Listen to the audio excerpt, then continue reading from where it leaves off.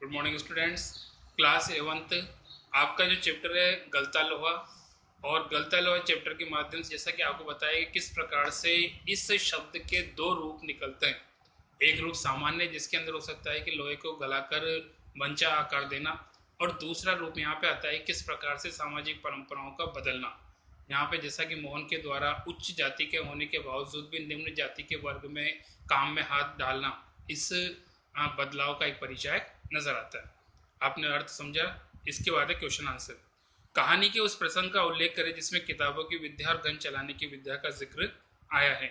यहाँ पे जैसा कि आपको पता है कि इस पाठ के माध्यम से एक प्रसंग आता है, वह धनराम के बारे में। धनराम जो कि लोहार का बेटा है, वो दो तरह की विद्याएं सीख रहा है। एक विद्या तो वो है जो विद्यालय में उसको मिल रही है, और वहाँ पे मास्टर त्रिलोक सिंह उसे समझाते हैं, पढ़ाते हैं। अगर वो कोई गलती करता है तो बड़े संटी से उसकी मारपीट भी करते हैं।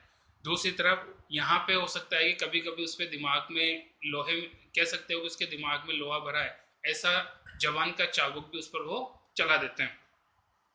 दूसरी बात, यहाँ पे एक और प्रसंग आता है जहाँ पे हो सकता है कि उसका जो पिता है खुद लोहार है, तो उसको लोहार का कर्म सिखा रहा है, और वो उसे सिखाते सिखाते अगर किसी प्रकार की कोई वो गलती करता है तो उसको हथौड़े से या अन्य जो भी उसके हाथ में चीज आती है उसी से उसको दंड दे देता है।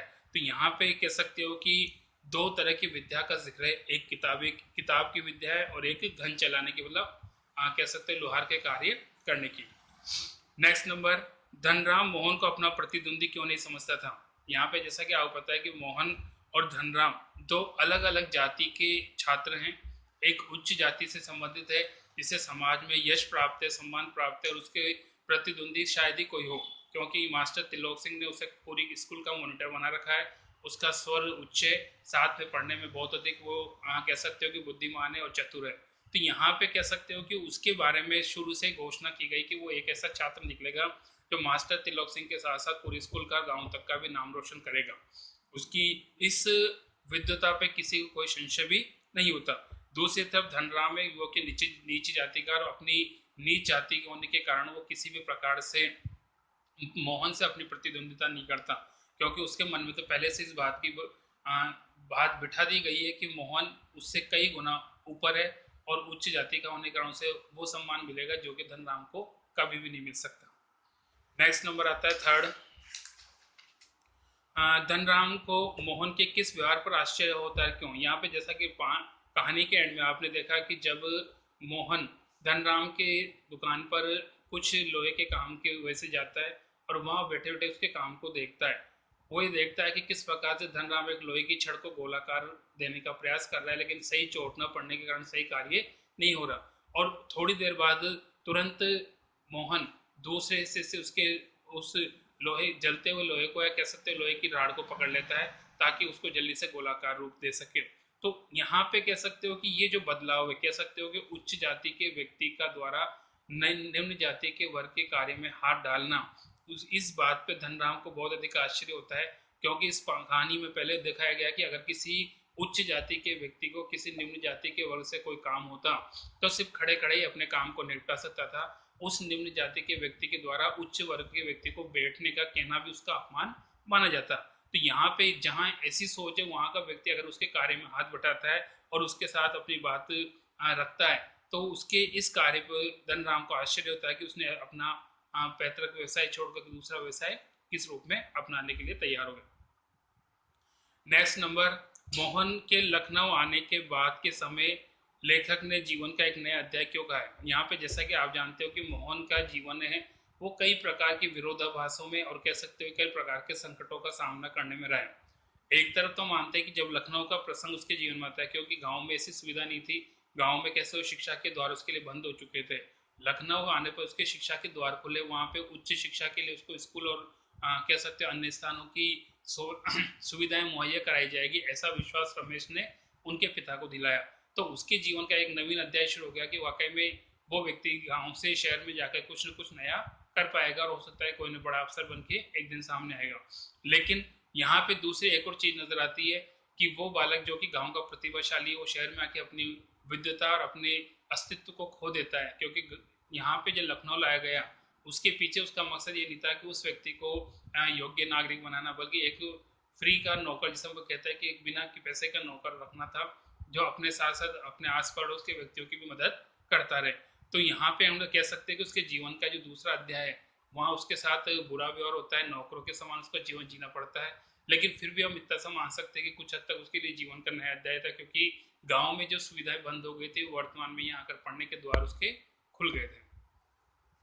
नेक्स्ट नंबर आता है फिफ्थ, मास्टर त्रिलोक सिंह के किस कथन को लेखक ने जवान का चाबुक कहा है, क्यों? यहाँ पे जैसा कि आपको पता है कि प्रसंग आता है कि किस मास्टर जी त्रिलोक सिंह धनराम को तेरा का पहाड़ा याद करने को कहते हैं, और जब वो याद करके सुनाने लगता है तो वो थोड़े से एक दो पंक्ति आगे बढ़ने पर रुक जाता है, आगे नहीं बढ़ पाता।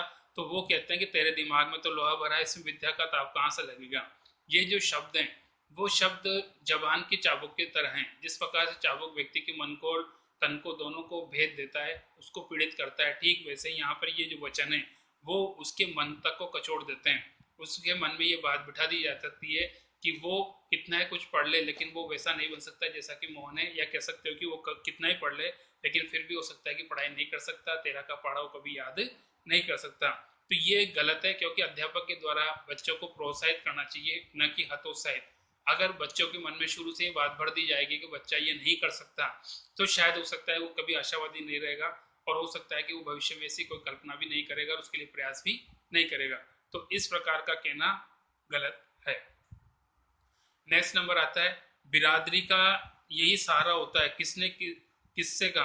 यहाँ पे जैसा कि वंशीधर के सामने रमेश जब आता है तो उन दोनों के मध्य वार्तालाप होती है और वंशीधर उनसे रमेश को कहते हैं किस प्रसंग में कहा। यहाँ पे जैसा कि प्रसंग में आपको पता है कि जब मोहन की पढ़ाई की समस्या का जिक्र रमेश से वंशीधर करते हैं तो उनको लगता है कि किस प्रकार से उसको यहाँ से ले जाया जाए, तो वो अपने स्वार्थ को दर्शाता है। और हो सकता है कि वो जब वो अपने साथ ले जाने की बात कहता है तो उसके पिता को बहुत खुशी होती है कि वाकई में समाज का व्यक्ति है तो अपने बच्चे की तरह इसको ले जाएगा और उसको पालेगा पोसेगा, तो ये बिरादरी के व्यक्ति के द्वारा किया गया अच्छा कार्य है। किस आशय से कहा, इसका आशय भी यही है कि कभी कभी हो सकता है कि व्यक्ति ये मानता है कि कभी कोई संकट आता है तो बिरादरी वाले व्यक्ति उसके सुख दुख में उसकी मदद करते हैं। और लास्ट क्या कहानी से आशय स्पष्ट हुआ। आपको जानते हैं कि इसका आशय स्पष्ट नहीं हुआ क्योंकि जिस मकसद से उसको ले जाया गया था वो मकसद अलग था, और हो सकता है कि उसका मकसद तो था कि उसको पढ़ा के एक योग्य अफसर बनाना, योग्य नागरिक बनाना, लेकिन यहाँ पे रमेश के द्वारा एक छल किया गया, धोखा किया गया, उसे एक बिना पैसे का नौकर समझ के ले जाया गया और उसको पढ़ाई के द्वार भी इतने विशेष नहीं खुले जितने ही खुलने चाहिए थे। उसको एक मामूली सी स्कूल में दाखिला दिया और तकनीकी शिक्षा या कह सकते हो बेरोजगारी का उल्हाना देते हैं उसे तकनीकी शिक्षा के माध्यम से जोड़ने की कोशिश की, या कह सकते हो छोटा मोटा कोर्स करा के उसको आगे पढ़ने से ज़्यादा अवसर नहीं मिला। तो एक ढंग से कह सकते हैं कि ये जो लाभ था कि बिरादरी वाला व्यक्ति दूसरे की मदद कर सकता था वो पूरी ढंग से नहीं कर पाया क्योंकि उसमें उसका स्वार्थ छिपा होता। बाकी नेक्स्ट